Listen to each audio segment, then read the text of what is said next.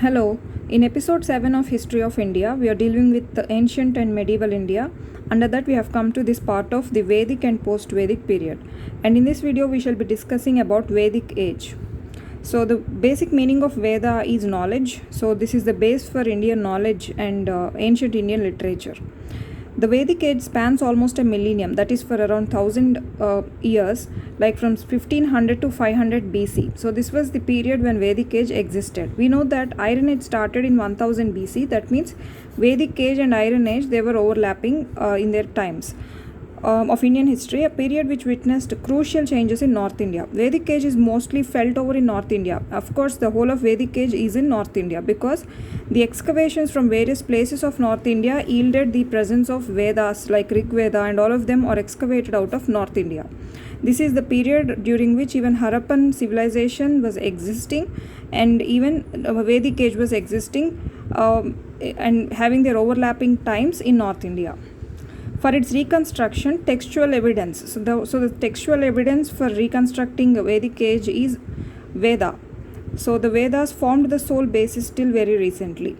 But even after these Vedas were found, some other excavations also helped to know about Vedic period. So these excavations that yielded good evidences for Vedic period were from these northern states of Punjab, Uttar Pradesh, northern Rajasthan, along the Indus and Ghaggar rivers.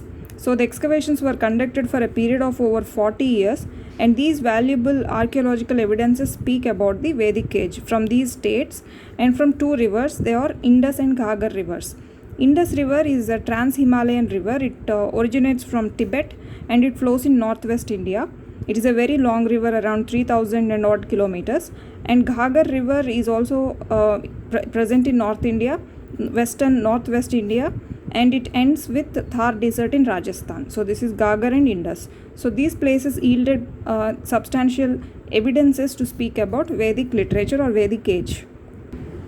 So these archaeological evidences, they resulted in a clearer understanding of the processes of socio-economic changes. So as we are advancing in our history from Harappan civilization, Iron Age, Vedic age, like that, there is a lot of difference or progressing in the process of socio-economic changes.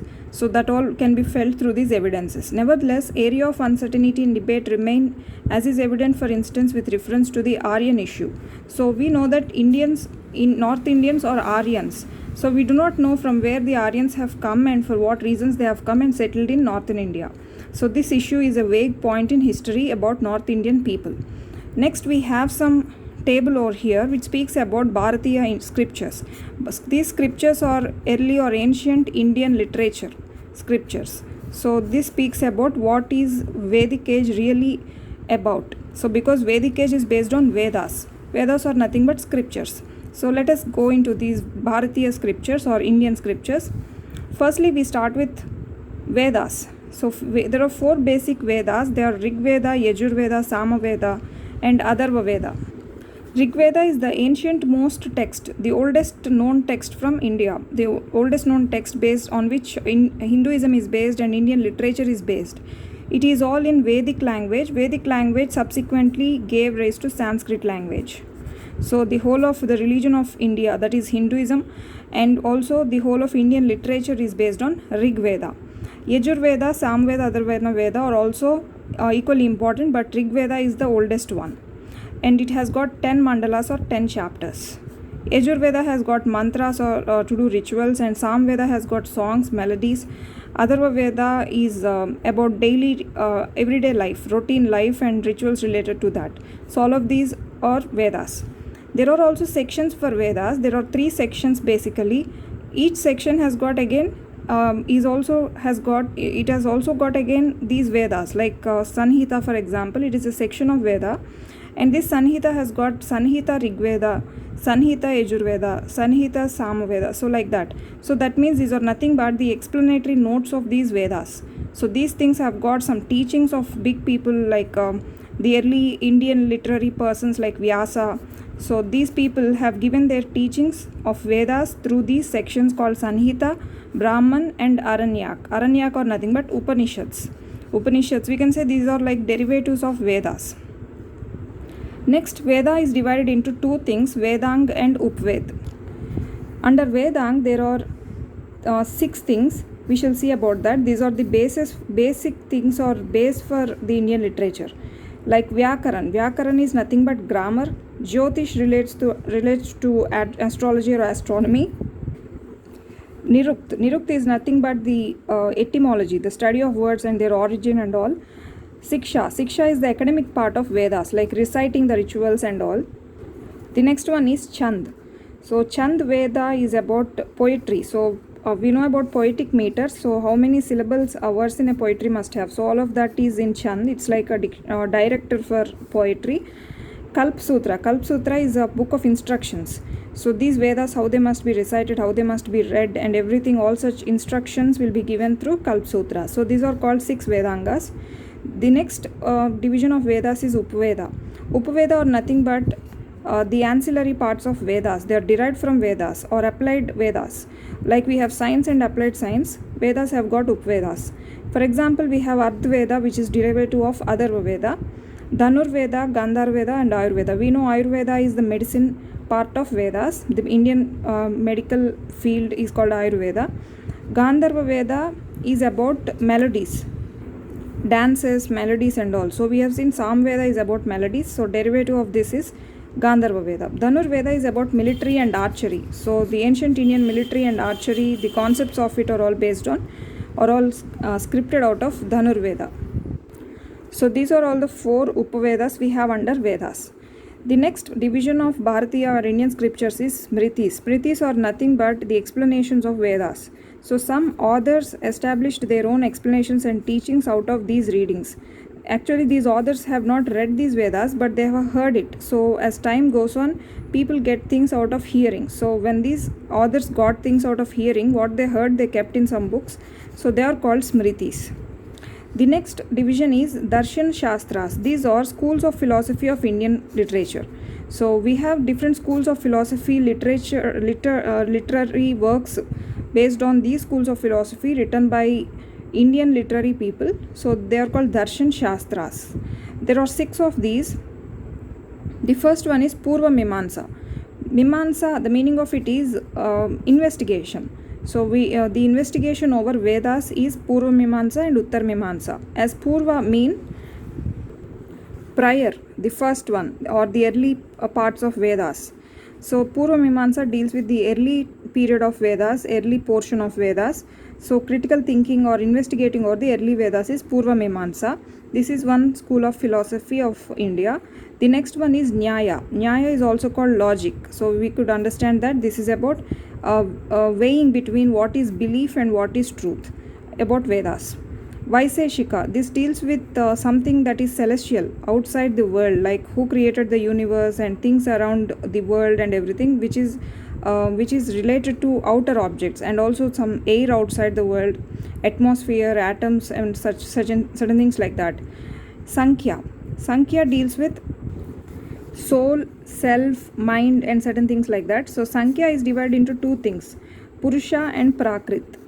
Purusha is about soul, about what mind, self and all. Prakrit is about creativity, energy and certain things like that. So by this we can know that Purusha cannot be changed, the soul, mind and things, but Prakrit can be altered, it is changeable. So thus Sankhya school of philosophy is divided into Purusha and Prakrit. Yoga, we know yoga, that is nothing but yoga school of philosophy. It is about getting into deeper terms of mind, soul, body and certain things like that. Uttar Mimamsa is completely opposite to Purva Mimamsa. As Purva is about prior, Uttara is about posterior things of later Vedic literature. So this is about Darshan Shastras or schools of philosophy. Next we have Puranas. The name Purana denotes that things related to ancient stories and all. So one Purana is Bhagavatam. So Bhagavatam will have so many stories and these stories will mainly symbolize one character and they'll try to bring some moral out of that like that. So these are called Puranas. Next there are some writings of Acharyas and Jagadgurus in Indian scriptures. So some Acharyas and Jagadgurus are related to Hindu leaders or Hindu people. Some leaders or there are also some saints under Hinduism, some people like Acharyas and Jagadgurus under Hinduism. So they have written certain things like Bhakt saints, Rasik saints, they have written certain things and all of them are also included in Indian scriptures. The next scripture is Itihas. Itihas is nothing but the literal meaning of it is history. And there are two important Itihasas in Indian scriptures. They are Ramayana and Mahabharata. So these two stories are regarded as history in Indian scriptures. The last one is Gita. The literal meaning of it is a song. And this is regarded as a sacred book of Hinduism even now. So Gita would nothing but the derivative of Mahabharata. So a part of Mahabharata is taken into Gita, and this has become a very important Indian scripture, basically a Hindu Indian scripture. So this is the chart of Bharatiya scriptures or Indian scriptures that took their roots from early Vedic period that started in 1500 BC and ended in 500 BC. So this is a table we must know about this Veda literature and all. The next thing under Vedic Age is advent of Aryans. So under advent of Aryans, the voluminous body of religious texts, the Vedas, are thought to have been composed by the Aryans. Earlier, as we found these Vedas from the areas of Punjab, Uttar Pradesh and Rajasthan, the whole of Indian literature or the Bharatiya scriptures which we have seen, they were thought to have been composed by the Aryans because they were in North Indian people. So it was believed by the traditional historians and archaeologists that Indo-Aryans migrated from West Asia. So the Aryans we see today, or Indo-Aryans, they migrated from West Asia. This was what the archaeologists earlier believed. So West Asia, the countries of West Asia could be like Azerbaijan, Armenia, Saudi Arabia, Qatar, Kuwait, and also Israel, Gaza, Syria, Lebanon, and these are the few countries in West Asia. So people from these countries, even Turkey is also a West Asian country. So people from these countries have come over to India, and they occupied the northern part of India, and they were called since then Indo-Aryans. So they would have written these religious texts. This was what people believed then. So they came into Indian subcontinent. The theory was based on similarity in language used in Rigveda. So there is an evidence for this, that these people wrote these things because there is a similarity of language in Rigveda and the language of Avesta. Avesta is it is a language, and this is the language that in which the religious text of Zoroastrians is written. So Zoroastrianism is a West Asian religion that came into India. So the text was in Avesta, the language of Avesta, and Rigveda or the Vedic language and Avesta language, they had close similarity with each other. So this is the oldest text of Iranian texts. Oldest of all Iranian texts is Avesta, and also religious text of Zoroastrians.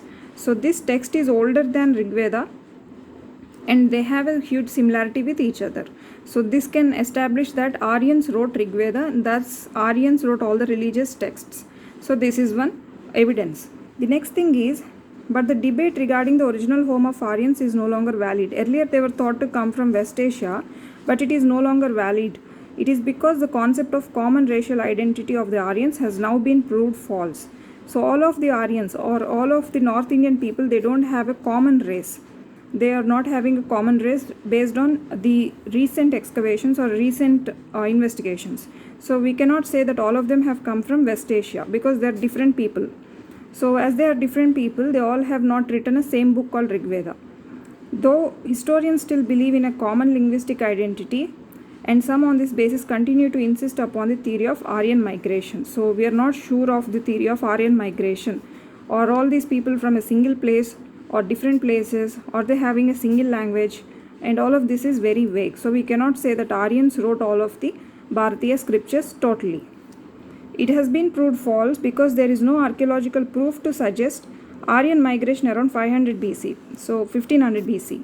So we don't know that Aryans migrated in 1500 BC and destroyed the Harappan civilization and laid the foundation of new Indian civilization. This is all a vague assumption. So as we were seeing Harappan civilization decline or downfall, during that time we took one of the points that Aryan migration might be one reason for decline of Harappan civilization, but that's not an established, there is no established evidence for this. That's not an established point. We don't know that they have come over in 1500 BC and changed everything. So we cannot say they wrote the whole of these Bharatiya scripts. And recent excavations in certain parts of India like Bhagwanpura, Daderi in Haryana and Manada in Jammu, they showed that the late Harappan pottery and painted graveware were found together without any breaks. So they were existing together, Harappan pottery and painted graveware. So painted graveware was belonging to Aryan period and Harappan pottery was belonging to Harappa period. That means both of them were existing together. The Aryan invasion, therefore, at best, a vague concept. So the whole of Aryan invasion is a vague concept with no established content related to linguistic similarities between people. This is despite the fact that Rigveda repeatedly refers to hostilities and wars between different groups. So from Rigveda we come to know that there were wars existing. So there must be different people over there. And that is one point, that Aryans were there then. It is better to call it a less dramatic migration, in course of which the Aryans were in fact influenced by local people and vice versa. So both of them got influenced by each other, like Aryans were influenced by the local people then and local people were influenced by Aryans then. So this is a more evident thing than Aryans coming and changing over everything and removing Harappan period and all, Harappan people and all, but they were influenced by one another. So this is about the advent of Aryans, but totally we must remember that there is no established evidence on the advent of Aryans. The next topic under Vedic Age is early Vedic society. We have early Vedic Age, late Vedic Age, like that. So under early Vedic society, we'll have certain headings like economy. We'll discuss these: economy, religion, and women, society, agriculture, and how under economy only we'll speak about barter system. So economy was majorly pastoral in the sense there were the herders of cattle. So these cattle would go to pastures and graze. So that is called pastoral economy. They depended mainly on cattle. So cattle was their wealth. Evident from use of the terms Gomat and Gavishti. So there are two major important terms in Rigveda. They are Gomat and Gavishti. Gomat is nothing but a cow or Gau, what we call in India. Gavishti is the war for cows. So in order to get these cows, there used to be wars between people. So this is a legitimate war, and who wins, they would get the cows. So this is a kind of war for cows. So these things were existent in Rigvedic literature. That means they depended majorly on pastoral or cattle economy. The next one is religion. Majority of the deities were male. Primitive animism is also existing. The major deities or the gods they created were male, and they also practiced attributing souls and giving worship to animals, plants and all. Women were engaged in economy. In the economy, mention of women seers. Women seer is nothing but a person, a woman, elderly woman majorly. She would be a relation between God and these clan or these people, a tribe. So she is called a women seer. So woman seer, and these women seers were present. That means they were given considerable place in the society, and they were also engaged with economy. Society was tribal and patrilineal in character. They were tribal people. They used to live like that because they used to move from place to place to graze their cattle. So they used to move away like tribals. And patrilineal in the sense, father used to be the head of the lineage. So the descendant would be like a father, son, grandson, like that. So that was the character then and even now also. Relative unimportance of agriculture is present, and shifting cultivation is seen. Agriculture is not much important as cattle rearing. Shifting culture used to be there. That means a land used to be taken, some cultivation used to be done, and after that they would change the crop or they would just abandon the land. So there is no permanent cultivation type of agriculture.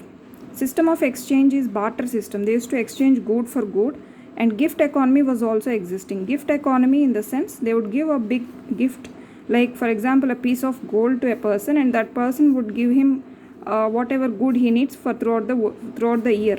Like if that person is an iron smith, they would give gold to that smith and he would fetch all the iron needs of that house. So that is called gift economy. So this is just an overview of what we are going to discuss under early Vedic society. Now we'll go topic after topic. The evidence of all these items is given in Rigveda. So firstly we'll see about Rigveda. Rigvedic Samhita comprises 10 books or mandals. 10 mandals it has, and books 2 to 7 are considered to be the oldest books. So Rigveda book 1 is not the oldest, but 2 to 7 are the oldest books and belong specifically to early Vedic phase. So the early Vedic phase books from Rigveda are 2 to 7 books or 2 to 7 mandals. Book 1, Book 8, Book 9 and Book 10. 1, 8, 9, 10. So these 4 books are considered to be late editions in Rigveda. So we would sometimes think that one should have been the oldest one, but it's not true. 1, 8, 9, 10 are the oldest or late additions to the Samhita, Rigvedic Samhita. The earlier books are by no means free from interpolations. In the sense, interpolation is nothing but inserting a book without any relation. Like for example, if book 1, book 3 are there, if a second book is inserted without any relation with the topic of 1 and 3, so this is called interpolation. So without any relations or interpolations, these books are inserted. Because one example is book 4 is about agriculture. In Rigveda, book 4 is about agriculture and it has got no relation with other books. So it came in later period. So that book was added in later period. So this is how Rigveda is compiled with no series of continuous additions, but with interpolations and vague additions. The geographical area referred to in the Rigveda includes those drained by the western tributaries of the Indus, eastern limit formed by Yamuna and the Ganga. So we'll come across these geographical areas of Rigveda again. So Rigveda has got some geographical territory of its own. So the speaking of these rivers in Rigveda is very important to gauge the geographical area of Rigveda. So the tributaries of Indus, western tributaries of Indus are 5: Jhelum, Chenab, Ravi, Beas and Satluj. So Jhelum, Chenab, Ravi, Beas and Satluj. These are the 5 rivers, western tributaries of Indus river, and they are also called 5 rivers of Punjab. So all of them flow through Punjab. And also the eastern limit is by Yamuna and Ganga. This is the territory of Rigvedic period. Within this area, the valleys of Indus, Saraswati, Drasavati. So Saraswati and Drasavati are no more rivers. They are deified rivers. That means they are given god status by the Hinduism. But they are not seen today. So these 3 rivers as well as 5 rivers of Punjab. These 5 rivers of Punjab, they are seen to have formed the core area of Rigveda. So this is the geographical extent of Rigveda. This area was perhaps the center of variety of cultures, indicating in material terms, at least the coming of Aryans did not result in the imposition of uniform pattern. So the Aryans did not come in a uniform pattern, but they came one after the other, or they spread over different various places, and there is no uniform pattern of Aryans based on Rigveda. Evidence is from Rigveda. It thus serves as an effective correlation to the view that the Aryans swept away or destroyed everything in their path and created totally new fresh forms and systems. So it is a false thing that they came and changed everything. So it serves as an effective correction. That means that Aryans, they did not come like a huge war and fell on India, but they came in a sequential manner, like some of Western Asian countries came and then later some others have come, and that was a sequential thing or process or procedure that happened. So one evidence for that is these geographical extent of Rigveda. That did not mention about Aryans coming and falling on them. Some attempts have been made to correlate specific cultures with the invaders or migrants. So some cultures were also, and migrants, invaders, their cultures were also tried to be mixed together in Rigveda. These cultures have links with the kind of socio-economic structures which a study of Rigveda provides. So they also have a kind of overlapping or similarity in their socio-economic structure, because more or less they all belong to the same period. Harappan civilization, Aryans coming, and Rigvedic period or Vedic Age. So all of them have got a correlation because socio-economic structure has got some similarities with these 3 types of people. For example, Gandhara grave culture, symmetry hedge culture, we come across this word in Harappan civilization also. And non-iron using painted graveware. Painted graveware we come across in Aryan times. Graveware culture, and these are also during Vedic times. Sites of Punjab and Haryana, we have come across these sites even in Harappan civilization. So all of these have got a huge interrelation with one another, which is suggestive of 3 things were existing: Vedic Age, Aryans coming, and Harappan civilization.